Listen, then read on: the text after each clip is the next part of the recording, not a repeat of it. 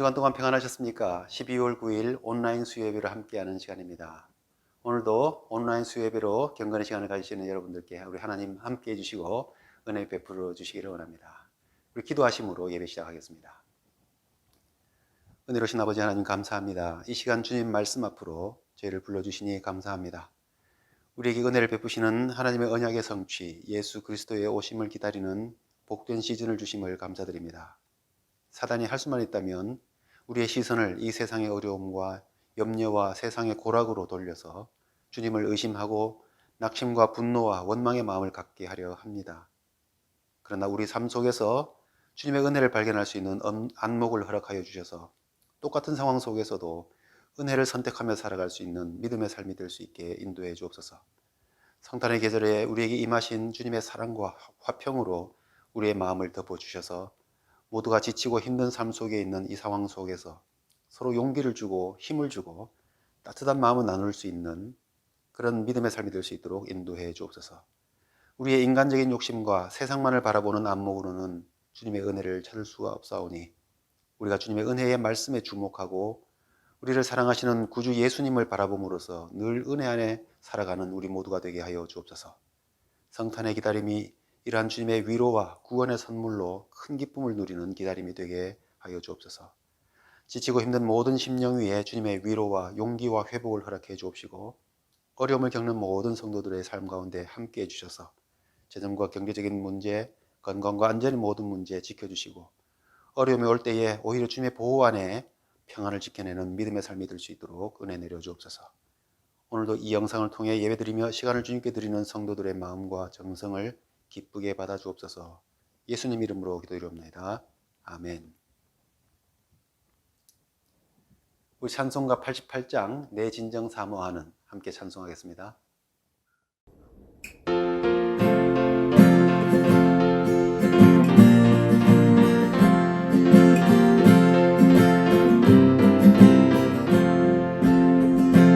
내 진정 사모하는 친구가 되시는 구주 예수님은 아름다워라.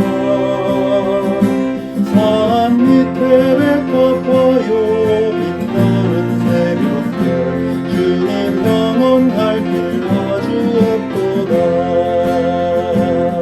내 맘이 아플 적에 큰 위로 되시며 좋은 친구라.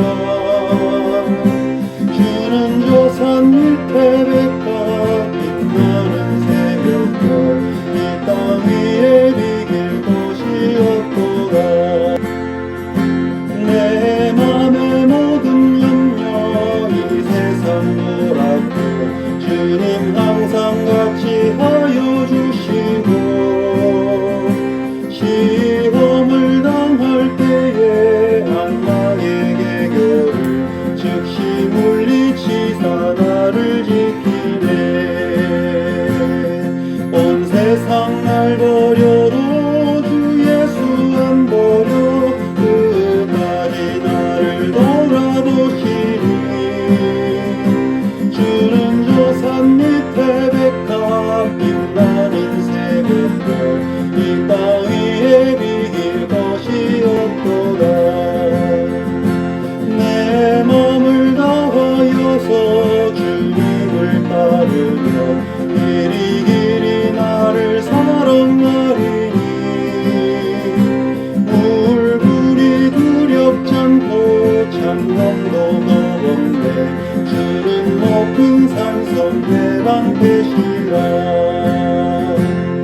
내 영혼 먹이시는 그 은혜 누리고 나 지기 주를 뵙기 원하네.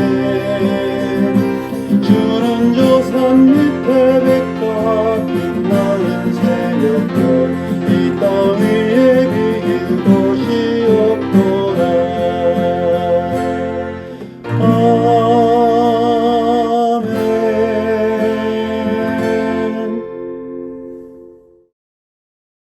오늘 우리에게 주신 하나님의 말씀은 누가복음 4장 22절부터 30절까지의 말씀입니다.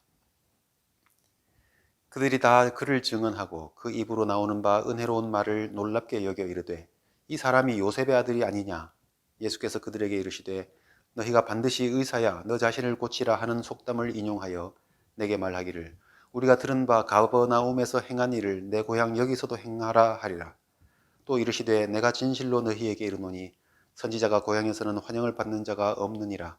내가 참으로 너희에게 이르노니 엘리야 시대에 하늘이 3년 6개월간 닫히어 온 땅에 큰 흉년이 들었을 때에 이스라엘에 많은 과부가 있었으되 엘리야가 그 중 한 사람에게도 보내심을 받지 않고 오직 시돈 땅에 있는 사렙다의 한 과부에게 뿐이었으며 또 선지자 엘리사 때에 이스라엘에 많은 나병 환자가 있었으되 그 중에 한 사람도 깨끗함을 얻지 못하고 오직 수리아 사람 나아만 뿐이었느니라. 회당에 있는 자들이 이것을 듣고 다 크게 화가 나서 일어나 동네 밖으로 쫓아내어 그 동네가 건설된 산 낭떠러지까지 끌고 가서 밀쳐 떨어뜨리고자 하되 예수께서 그들 가운데로 지나서 가시니라. 아멘. 예수님을 기다리는 시즌입니다. 우리 지난주에는 아기 예수님을 만났던 시므온의 모습을 보면서 참 은혜로 일생을 기다렸던 하나님의 은혜를 발견하고 감사했던 모습을 보았습니다. 그리고 오늘은 예수님의 고향 사람들의 반응을 한번 살펴보려고 합니다. 왜 어떤 사람은 태어난 지 8일밖에 안 된 갓난 아기 할례받기 위해서 그 의식을 치르려고 시골서 예루살렘으로 올라온 젊은 부부 품에 안겨 있는 한 아기를 보고 드디어 하나님께서 나의 영의 종을 평안히 놓아주시는도다. 내 눈이 주의 구원을 보았구나. 만민과 이방과 온 이스라엘의 구원과 영광이로다 라고 하면서 하나님을 찬송하였는데 왜 어떤 사람들은 장성하여서 이미 놀라운 하나님의 이적을 베풀고 있고 하나님께서 보내신 특별한 신부님을 증명해 보이고 계신 분에 대해서 이렇게 죽이려고 하기까지 배척하는 반응을 하게 되는 것일까요? 도대체 무엇이 이런 차이를 내게 하는 걸까요? 안목에 대해서 한번 생각해 보시기 바랍니다. 이 안목이라는 것은 사물을 보고 분별하는 식견이라고 사전은 정의하고 있습니다. 사물을 보고 분별하는 식견. 경험과 배움을 바탕으로 해서 가치 있는 것, 아름다운 것을 가려낼 줄 아는 것을 안목이라 한다는 것이죠. 우리 삶에서 정말 가치 있는 것이 무엇인지를 가려낼 줄 아는 안목은 정말 필요하고 중요한 능력입니다. 평범해 보이는 사람 속에서 그 재능을 알아볼 줄 아는 안목이 있을 때에 우리는 훌륭한 인재를 발굴하고 또 키워낼 수 있을 것입니다. 또 흔해 보이는 어떤 물질 속에서 그 속에 들어있는 이 보물, 보배를 볼 줄 아는 안목이 있을 때에 그런 사람이 사업을 하든 뭘 하든 성공적인 길로 갈 수 있는 그런 선택을 할 수 있을 것입니다. 버지니아의 한 여성이 벼룩시장에서 어떤 한 상자가 마음에 들어서 살려고 그러는데 그 상자 속에 있는 그 인형이 있었는데요. 그 인형이 마음에 들어서 살려고 했는데 거기에 그림이 하나, 액자에 들어있는 그림이 하나 딸려왔다 했습니다. 7달러 주고 샀는데요. 알고 봤더니 그 그림이 르누아르가 그렸던 한 10만 달러 상당의 가치가 있는 진품 그림이었다 하는 그런 이야기를 보았습니다. 그 딸이 그냥 액자가 예뻐가지고 그림은 버리고 액자를 다른 용도로 쓰려고 이렇게 뜯으려고 그럴 때에 그 여성이 가만 보니까 그림이 심상치 않은 것 같다고 찬찬히 살펴보자 라고 하고 봤는데 이름이 르누아르라고 이름 써져 있다는 거죠. 그래서 이 물건을 품평하는 사람에게 가서 그 경매하는 사람에게 가서 맡겼더니 진품이라는 평가를 받게 되었고 그 가격이 무려 10만 달러에 상당하는 아주 고가의 그림이었다는 것입니다. 7달러를 주고 10만 달러짜리 그림을 구했다는 이야기입니다. 세계적인 미술품 감정사인 필립 코스타나라고 하는 분이 이렇게 말했습니다. 안목은 보는 것에 관한 문제이다. 우리는 누구나 무언가를 보지만 다 똑같이 보지는 않는다. 그랬습니다. 똑같은 것을 보지만 어떤 안목이냐에 따라서 다른 것을 보게 된다는 것이죠. 사람이 어떤 안목으로 보느냐에 따라서 느끼는 것도 받아들이는 것도 다 다르다는 것입니다. 오늘 본문에 나오는 예수님의 고향 사람들은 어떤 안목을 가지고 있었기에 세상을 구원하실 메시아 예수님을 알아보지 못하고 있느냐 하는 것이죠. 요셉의 아들이 아니냐, 누구누구의 형제가 아니냐, 그렇게까지 아는 척 하면서도 정작 다른 지역 사람들은 메시아라고 이렇게 볼 줄 알았던 그 예수님을 그토록 가까이 두고서도 그들은 보지 못하고 있는 이유가 무엇일까를 생각해 보면서 예수님을 기다리는 시즌에 우리는 어떻게 하면 구원자로 은혜를 주시는 분으로 우리에게 다가오신 예수님을 못 알아보는 그런 실수를 범하지 않을 것인가 생각해 볼 필요가 있습니다. 우리는 우리 자신의 안목을 살펴볼 필요가 있습니다. 같은 사건, 같은 사물, 같은 인물을 보면서도 내가 어떤 안목을 가지고 있느냐에 따라서 내 반응은 달라지게 되어 있습니다. 그리고 반응이 다르면 결과도 달라지게 됩니다.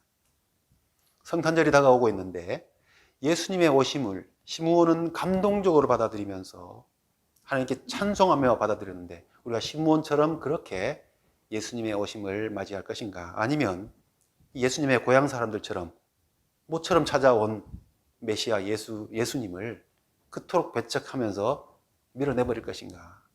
정말 중요한 결정을 우리가 생각해 보아야 할 것입니다. 오늘 예수님의 고향 사람들의 반응을 살펴보면서 우리가 예수님을 통해서 우리에게 베푸시는 하나님의 은혜를 잃지 않기 위해서는 어떤 안목을 가져야 될 것인가 생각해 보는 시간 가질 수 있기를 바랍니다. 이야기는 이렇게 시작됩니다. 오늘 본문 4장 처음 시작할 때 예수님께서 성령의 능력으로 갈릴리에 돌아가시니 그 소문이 사방에 퍼졌고 친히 그 여러 회당에서 가르치심에 뭇사람이 칭송을 하였다. 뭇사람에게 칭송을 받으시더라. 그렇게 시작이 됩니다. 성령의 능력을 따라서 갈릴리 지방에 돌아가셨다는 것이죠. 그리고 회당에서 가는 곳마다 가르쳤는데 사람들이 그 말씀을 보면서 칭송을 하였다는 것입니다. 그리고 이제 예수님께서 그분께서 잘하신 나사렛에 이르렀습니다. 거기서도 안식일에 늘 하시던 대로 성경을 읽으려고 일어섰다. 그렇게 말씀합니다. 안식일 날 이제 회당에서 예배 드릴 때 전통적으로 전해 내려오는 예배 절차가 있습니다. 말씀 두루마리를 맡은 자가 그 주에 읽을 말씀을 이렇게 펼쳐가지고 그것을 방문한 랍비에게 주면 랍비가 그 부분을 읽는 것이죠. 그런데 마침 예수님께서 일어서셨을 때 받았던 말씀이 오늘 본문 나온 이사야서의 말씀이었다는 것입니다. 주님의 성령이 내게 임하였으니 이는 가난한 자에게 복음을 전하게 하려고 내게 기름을 부으시고 나를 보내사 포로된 자에게 자유를 눈먼 자에게 다시 보게 함을 눌린 자를 자유롭게 하고 주의 은혜의 해를 전파하게 하려 하심이라. 이 말씀을 읽으셨습니다. 그리고 예수님께서 이 말씀을 읽은 후에 책을 덮으시고 앉으셨습니다. 이 책을 성경 맡은 자에게 돌려주고 앉으시는 거죠. 그러면은 그때부터 랍비가 그 말씀을 읽었던 말씀을 이렇게 풀어주는 것이 회당 예배의 일반적인 모습인데 성경에는 간단하게 썼지만은 그 말씀에 대해서 길게 자세하게 설명을 하신 것 같습니다. 그런데 그 말씀의 결론이 무엇인가? 오늘 이 말씀이 너희 귀에 응하였느니라. 그것이 그들에게 주신 말씀이었습니다. 예수님께서 그 말씀을 읽으신 다음에 뭔가 말씀을 하실 터인데 사람들은 굉장한 관심을 가졌죠. 왜냐하면 예수님에 대한 소문이 온 사방에 퍼졌고 고향까지도 전해졌기 때문입니다. 그 말씀에 많은 사람들이 놀라워했고 지금까지 들었던 말씀과 다르다는 소문을 들었지 않았겠습니까? 그 예수님이 고향에 돌아와서 그 회당에서 말씀을 읽고 가르치려고 하시는데 어떤 말씀을 하실까 굉장히 관심을 갖고 사람들이 주목하였다고 했습니다. 그 예수님의 말씀이 기록된 말씀이 너에게 응하였느니라. 자, 이렇게 예수님께서 해주신 말씀에 대해서 고향 사람들이 어떻게 반응하겠는지 한번 살펴봅니다. 첫 번째는 놀랐다고 했습니다. 22절 말씀에 저희가 다 그를 증거하고 그 입으로 나오는 바 은혜로운 말씀을 놀랍게 여겼다 하였습니다. 14절에서 시작될 때에 온 사방의 갈릴리 사람들이 예수님의 말씀을 들었을 때 보여줬던 반응과 고향 사람들의 반응은 동일했습니다. 놀라워했습니다. 예수님의 복음이 선포되는 곳에서는 항상 놀라움이 있었고 놀라운 하나님의 은혜에 찬송하는 소리가 있었습니다. 누구든지 예수님의 말씀, 그 말씀 자체에 귀 기울였을 때에 그 말씀이 주는 놀라운 은혜를 다 발견하고 놀라워했다는 것이죠. 그러나 문제는 그 놀라움이 오래가지 않았다는 겁니다. 마치 예배 시간에 놀라운 은혜를 받았다고 감사하다고 막 인사하고 나왔는데 주차장에 와가지고 사소한 주차 문제로 확 싸우면서 은혜를 쏟아버리고 집에 가는 그런 이야기를 종종 듣습니다. 예수님께 주목하고 그 말씀에 주목할 때 놀랍게 은혜를 받았던 사람이 그들의 안목의 변화 하나가 은혜를 다 쏟아버리게 하였다는 것입니다. 어떤 말씀인가? 바로 이어지는 말씀이 이르되 이 사람이 요셉의 아들이 아니냐? 지금까지 들었던 하나님의 말씀, 그 은혜의 말씀에 놀라워했던 것은 온데간데 없어지고 이 사람이 요셉의 아들이 아니냐? 인간적인 조건으로 안목이 변화되자마자 그때부터 사람들의 반응은 달라지기 시작하는 것이죠. 예수님께서 어떤 일을 하셨는지 예수님에 대한 소문이 여러 가지로 퍼져 있었지만 그분이 직접 오셔서 이렇게 말씀하실 때에 그 회당에서 가르치셨던 그 말씀의 내용이 무엇이었는지 그들은 순식간에 잊어버렸습니다. 말씀에 주목하는 동안에는 은혜를 받았었는데 놀라웠는데 사람들은 예수님의 외적인 조건, 인간적인 조건에 시선이 가면서 동시에 놀라울 정도로 배척하는 태도, 거부하는 태도로 바뀌었다는 것입니다. 안목이 중요하다고 했습니다. 그들은 외적인 것보다 감추어진 이면의 가치를 볼 수 있어야 되는데 그들은 나사렛 목수의 아들, 요셉의 아들 예수라는 그런 관점으로 시선을 옮겨버렸습니다. 메시아가 어떻게 나사렛 출신으로 나올 수 있느냐? 목수의 아들이 어떻게 메시아가 될 수 있겠느냐? 그 조건으로 넘어가고 말았습니다. 그러면서 좀 전에 놀랍게 여겼던 은혜로운 말씀 다 쏟아버리고 있는 것입니다. 우리가 주목하는 것이 무엇인가 한번 스스로에게 질문해 보시기 바랍니다. 우리 인간관계에 있어서도 그렇지 않습니까? 누구나 사람은 문제를 갖고 있습니다. 약점이 있고 부족한 점이 있습니다. 그리고 태어나면서부터 우리가 스스로 잘 바꾸기 어려운 특별한 독특한 기질과 성격과 개성이 있지 않습니까? 우리는 그런 차이가 있는 존재입니다. 그때에 이런 관계 속에서 우리가 누군가와 잘 지내려고 한다면 그 특별함 속에 있는 그 사람의 긍정적인 면에 우리가 주목하면서 그런 점을 그 사람의 좋은 특성으로 봐주는 안목이 있을 때라야 좋은 관계가 유지되겠지만 내가 싫어하는 면만, 내가 못마땅해 하는 면만 자꾸 주목하기 시작하면 그때부터 관계는 점점 벌어지는 것 아닙니까? 이 고향 사람들의 반응, 이 안목의 변화, 시선의 변화가 결과를 달리하고 있다는 것이죠. 고향 사람들의 모습을 전혀 이해할 수 없는 것은 아닙니다.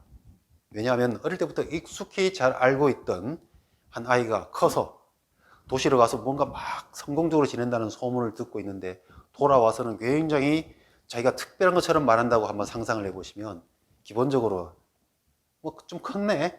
좀 성공했다 이거야? 내가 너 언제 어떻게 컸는지 다 알고 있는데 이런 마음을 갖는 것은 그냥 인지상정으로 이해할 수 있는 부분이 있겠죠. 더군다나 안식일에 말씀을 가지고 읽으면서 그 메시아가 오늘날 성취되었는데 바로 자신이라고 하는 말씀을 하고 있다고 할 때 이 고향 사람들이 받는 이 마음의 불신과 충격은 클 수도 있겠죠. 왜냐하면 그들은 지금까지 오랫동안 믿어왔던 선지자의 말씀이라는 것은 메시아는 다윗의 혈통으로 온다고 했고 온 이스라엘을 구원할 영웅적인 왕권을 가지고 오리라고 기대하고 있었기 때문입니다. 그런데 자기 고향 이 나사렛 출신 목수 요셉의 아들 이 사람이 여기 와가지고는 자기가 하나님의 아들 메시아라고 말한다니 믿기 어려운 건 사실일 수 있습니다. 그런데 고향 사람들이 잠깐 멈추고 그의 안목을 한번 잘 들여다볼 필요가 있었습니다. 예수님께서 12살 때에 부모님과 함께 처음으로 예루살렘 성전 올라갔던 사건을 우리가 기억하고 있습니다. 모든 절기를 마치고 돌아가는데 하룻길을 가도록 예수님이 같이 가지 않는다는 사실을 부모님들이 몰랐습니다. 그러다가 나중에 발견하고는 예수님을 찾고 찾아서 예루살렘 성전으로 다시 올라왔더니 사흘 만에 찾았는데 랍비들 사이 속에 앉아가지고 말씀에 대해서 이야기를 나누는데 랍비들이 굉장히 놀라워하였다 하였습니다. 그때 부모가 가서 예수님께, 어린 예수께 뭐라 그럽니까? 너 때문에 우리가 크게 근심하였다. 왜 그랬느냐? 꾸짖었죠. 그때 어린 예수님은 이렇게 말합니다. 내가 아버지 집에 있어야 할 줄을 모르셨습니까? 성경은 이렇게 말하죠. 부모는 그게 무슨 뜻인지 알지 못했다. 그러나 어머니는 그 말씀을 마음에 담아두었다. 이게 누가복음 2장에 나오는 말씀입니다. 이미 예수님은 태어났을 때부터 자라는 과정과 그리고 지금 사역을 하는 이 과정 속에 특별한 성령의 역사 속에 있다는 사실을 우리가 볼 수 있어야 되는 것이죠. 늘상 우리 곁에 있던 사람이었지만 이 사람이 행하는 역사 속에 이 사람을 이렇게 되게 하고 그러한 일들이 나타나게 하는 것이 무엇인지 우리가 찬찬히 주목해 본다면 그런 인간적인 조건만을 보고 예수님을 판단하지 않을 수 있다는 것입니다. 우리는 너무나 쉽게 편견으로 모든 것을 판단해 버리지 않습니까? 한번 편견을 정해버리고 나면 정말 주목해야 될 것을 안 보는 아주 못된 습관이 우리에게 있을 수 있다는 것입니다. 메시아, 그리스도는 하나님의 약속의 성취이고 하나님의 약속의 성취는요, 인간적인 조건이나 혈통에 달려있는 것이 아니라는 것이 성경의 가르침입니다. 그러나 이스라엘은 너무나 오랫동안 하나님의 약속의 성취를 인간적인 조건 아래서만 보려고 했습니다. 그래서 다윗의 후손이 아니면, 강력한 왕권으로 오지 않으면, 영웅이 아니면 메시아가 아니라고 생각했던 것이죠. 그러나 예수님 안에서 하나님의 말씀이 성취되고 있다는 사실을, 그 사실을 메시아를 예언하였던 이사야 선지자의 말씀을 통해 보여주고 풀어주었지 않습니까? 그때도 사람들은 그의 안목과 시선을 바꾸지 않았기 때문에 예수님을 거부하는 것이죠. 예수님에 대한 이야기, 메시아에 대한 일은 성령 안에서 성령을 주목하면서 이해해야 할 문제라는 것입니다. 그래서 이 말씀, 이사야 말씀도 시작할 때 주의 성령이 임하셨으니, 성령이 임하였다고 말씀합니다. 예수님께서 갈릴리에 사역을 하며 돌아왔을 때에도 성령의 능력을 따라 돌아왔다, 그렇게 말씀합니다. 예수님께서 하시는 일은 성령 안에서 볼 수 있어야 하는 하나님의 사건인 것이죠. 목수였든 뽕나무를 치던 농부 아모스 선지자였든 사석에 나오는 온갖 여러 가지 모양의 인간적인 문제를 갖고 있는 사사들이든 하나님의 역사는 성령의 관점에서 보는 일이지 인간적인 그런 조건으로 보는 일이 아니라는 것입니다. 지금 예수님께서 성령의 능력으로 이제 하나님께서 약속하셨던 이 구원의 말씀이 오늘 너희 귀에 응하였다고 은혜의 말씀으로 선포하고 계시는데, 그래서 성령을 따라 듣는 동안에 놀라운 은혜의 말씀으로 감탄하고 있었는데 순간 인간적인 조건이 들어가면서, 인간적인 안목이 들어가면서 그 놀라움은 사라지고 그 다음 이어지는 감정이 거부합니다. 예수님을 배척하기 시작합니다. 우리가 주목해야 할 것에 주목하지 않으면 값진 것, 가치 있는 것을 버리게 되는 것이죠. 아까 예를 들었던 그 그림 생각해 보시죠. 그 아이는 액자가 좋다고 그림을 버리려고 했습니다. 액자는 푼돈입니다. 그림이 10만 달러짜리인 거죠. 봐야 될 것에 온전히 주목하지 못하면 값진 것을 버리게 됩니다. 예수님을 성령을 따라 보지 않고 인간적인 조건을 따라 보면 예수님을 거부하게 되고 배척하게 되는 것이죠. 내가 너를 잘 아는데 네가 무슨 메시아냐, 그렇게 보는 것입니다. 23절 이하의 말씀을 찬찬히 읽어보시면요, 이 사람이 요셉의 아들이 아니냐 하는 이 사람들의 질문에 대해서 예수님께서 말씀을 가지고 여러 가지로 설명을 해 주셨던 것 같습니다. 아무리 설명을 해주셔도 사람들의 마음속에 한번 들어가기 시작한 이 거부감과 배척감, 시각이 한번 뒤틀어진 이후에 갖는 이 불신과 의심은 변화되지 않았던 것입니다. 예수님께서는 이 고향 사람들의 마음을 잘 아셨습니다.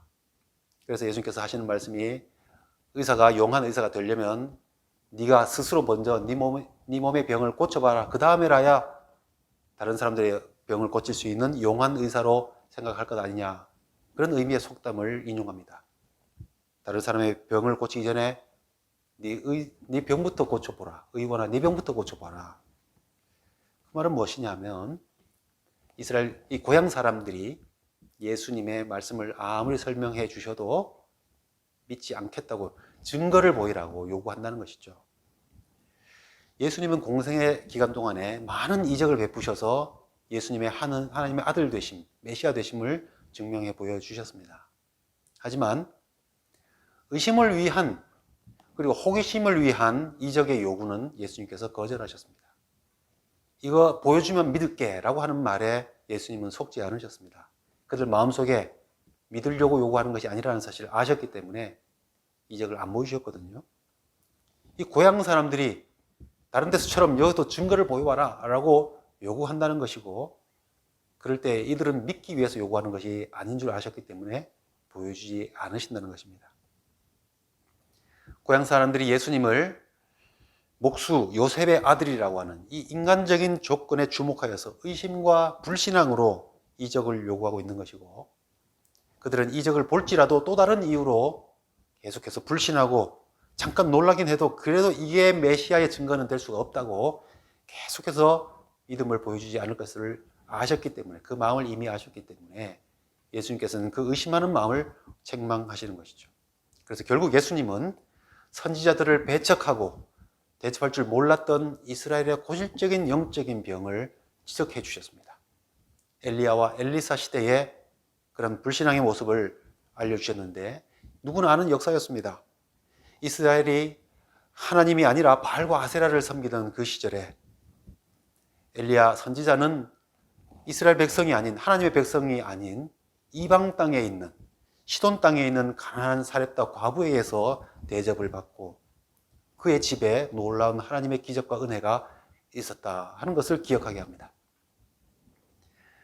이스라엘의 적대국이었던 아람의 장군 나아만이 몸에 고칠 수 없는 저주받은 병이라고 여겼던 이 나환자, 나병이 걸렸을 때에 엘리사 선지자를 찾아 이스라엘 땅으로 옵니다. 이스라엘 땅에 많은 나병 환자들이 있었지만, 하나님의 선지자가 이스라엘 중에 있었지만 나음을 받기 위해서, 고침을 받기 위해서 나아온 사람은 이방 땅의 나아만 뿐이었고 그 사람만 고침을 받았다 하는 말씀입니다. 이처럼 이스라엘은 예전부터 선지자를 배척하고 선지자를 대접하지 않는, 믿음으로 찾아오지 않는 그런 고질적인 영적인 병이 있었다는 것을 지적해 주고 계신 것이죠. 만약에 고향 사람들이 예수님의 말씀을 제대로 귀 기울여 들었더라면 막 거부하고 배척하던 마음을 멈추었어야 되는 것입니다. 우리가 그런 병이 있지, 정말 저 사람이 메시아라면 어떻게 될지 한번 생각해 볼 필요가 있는 것 아닙니까? 그런데 한번 닫혀진 그 마음에 그들의 죄가 지적되자 그 다음 반응이 뭔가, 몹시 화를 냅니다. 크게 화를 내었다, 분노하였다. 그러고 어디까지 분노를 했느냐, 낭떠러지로 끌고 가서 밀쳐서 죽이려고 하기까지 분노하였다, 그렇게 말씀합니다. 고향 사람들의 마지막 반응은 결국 분노입니다. 살인입니다. 예수님의 말씀을 들을 때에 자기의 죄를 깨달을 수 있었어야 됐습니다. 그러나 오히려 그들은 화를 내면서 예수님을 죽이려고 했던 것이죠. 잘못된 안목의 결과가 어디까지 가는지 여실히 보여주고 있는 것입니다. 얼마나 따뜻하게 시작된 이야기였습니까? 예수님께서 놀라운 성령의 능력으로 갈릴리 지방으로 돌아가서 하나님의 복음을 가르쳤더니 사람들이 은혜 받고 놀라고 했다. 그리고 자랐던 고향으로 돌아왔다. 고향 돌아온 예수님을 안식일에 말씀을 읽고 풀어줄 랍비로서 대접을 했는데, 말씀을 들을 때 은혜 받지 않았습니까? 그런데 왜 돌변하고 마지막에 이렇게 크고 엄청난 일로 비극으로 끝납니까? 안목의 변화입니다. 예수님을 성령을 따라보지 아니하고 인간적인 조건에 따라 보았기 때문입니다. 이런 식으로 고향 사람들이 배척한 것처럼 이스라엘 백성들이 예수님을 십자가에 못 박아 죽일 때에 이러한 모습을 보여주었던 것입니다. 예수님을 기다린다는 것은 우리를 향하신 하나님의 은혜를 기다린다라는 의미입니다. 여러분들 삶 속에서는 어떠한 하나님의 은혜를 필요로 하십니까? 예수님께서 말씀하신 대로 메시아는 주의 은혜를 전파하려고 오셨다라고 하시는 겁니다. 그리고 그 말씀이 오늘 너희 귀에 응하였다라고, 이미 응하신 은혜의 말씀이라고 우리에게 선포하셨습니다. 그런데 그 은혜의 말씀이 왜 우리에게 은혜로 받아오지 못할 수가 있느냐 하는 것입니다. 이미 응하신 하나님의 말씀을 우리가 어떤 안목으로 대하느냐에 따라서 시므온처럼 주제여 이제 내 영을 평안히 쉬게 하시는군요. 하나님을 찬송하며 받을 수 있을 수도 있고, 아니면 거부와 배척과 분노와 살기로 끝날 수도 있음을 오늘 말씀을 통해서 우리 보게 됩니다. 예수님의 오심을 기다리는 시기입니다. 우리가 어떤 마음으로 예수님을 기다려야 은혜로 가득한 성탄을 맞이할 수 있는가 한번 생각해 보시기 바랍니다. 우리의 모든 삶에 예수님의 오심이 우리에게 은혜의 역사로 나타날 수 있도록 우리의 안목이 늘 성령의 가르침과 그 성령의 가르침에 반응하는 삶이 될 수 있기를 바랍니다. 하늘에 계신 우리 아버지여, 이름이 거룩히 여김을 받으시오며 날에 임하옵시며 뜻이 하늘에서 이룬 것 같이 땅에서도 이루어지이다. 오늘날 우리에게 일용할 양식을 주옵시고 우리가 우리에게 죄 지은 자를 사하여 준 것 같이 우리 죄를 사하여 주옵시고 우리를 시험에 들게 하지 마옵시고 다만 악에서 구하옵소서. 대개 나라와 권세와 영광이 아버지께 영원히 있사옵나이다. 아멘.